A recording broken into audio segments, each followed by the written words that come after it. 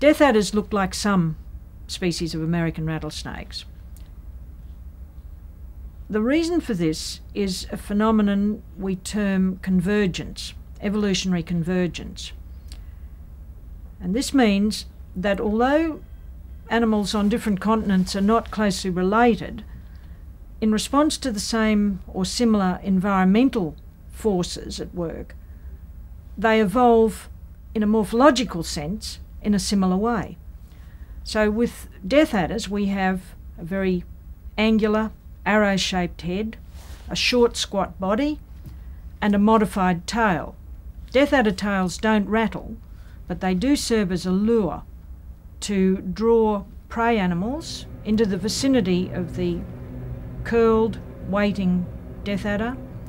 When the prey animal comes to investigate, a little movement in this modified scale tail, and the adder will swing into action very quickly and pounce. And it's good night nurse.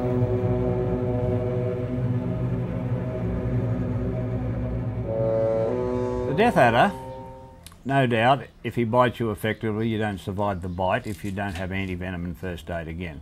Before anti-venom was available, back around the 30s, 50% of every adder, tiger bite was a fatal one. Today we still have a few adder bites, we occasionally have a fatal bite, and if a person treads on the snake, they're going to receive a fatal amount of poison. There wouldn't be much doubt about that. If they tread near them, the snake might give him a warning bite and give him a minimum amount or no amount. There's no way of knowing at the time of the bite.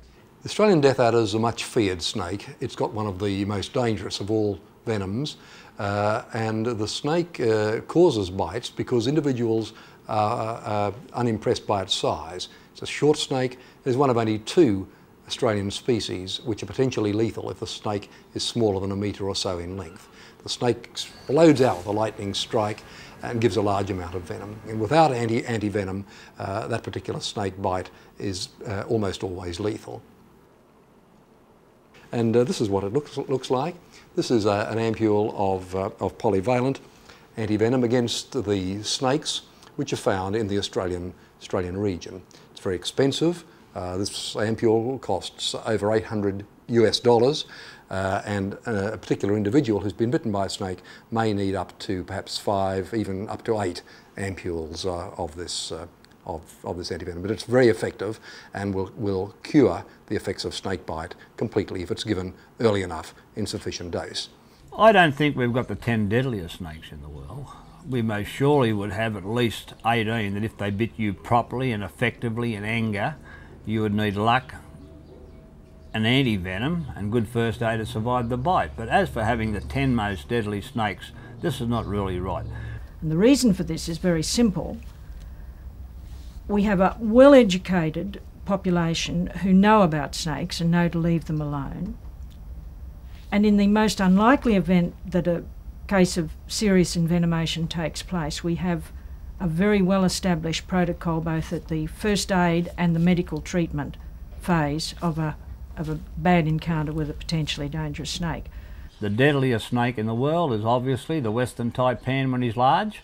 It's never killed a person, so I wouldn't consider it the most dangerous snake in the world. When there's snakes in Asia that the World Health Organization says, maybe it's about 18 in the world or 19, claims 5,000 people's lives every year, minimum. That's what I call a dangerous snake. I don't consider our snakes dangerous. Snakes are not naturally aggressive animals. They'll only bite on when they feel threatened. Otherwise, they're not naturally aggressive. All snakes will try to move away from you. They will only bite when they feel threatened. It's as simple as that. My reasons for wanting to conserve snakes are very clear in my own mind. The first is that they're part of the wonderful diversity of nature, and as such they make up this complex, wonderful natural world, and they have a part to play in it, and for that reason and that reason alone, I think that's enough. They should be conserved. There are other reasons though. They are elegant, beautifully designed creatures in their own right. They also play a part in that complex web of life. They prey upon animals, they are preyed upon in turn, and it's all part of what we call the web of life. The threats to their continued survival come mainly from human beings.